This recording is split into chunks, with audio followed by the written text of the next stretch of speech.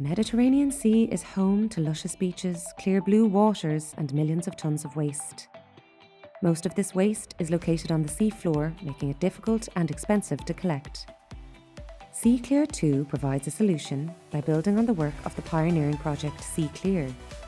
It's developing a team of autonomous robots that use machine learning to detect and collect marine litter, including large and heavy items from the seabed.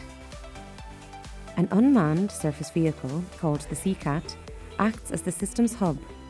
Together with a flying drone, they perform a first scan of the area and identify litter hotspots.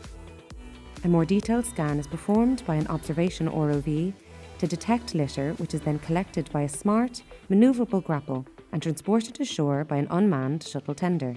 A system of small robots collects floating litter.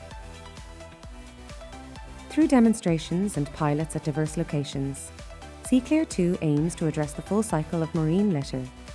We analyse the composition of collected litter to identify sorting and repurposing solutions. And we work with local communities through citizen science, activation and participation to raise awareness and identify solutions to prevent marine litter. Our work will result in recommendations for better policies at the local and European level.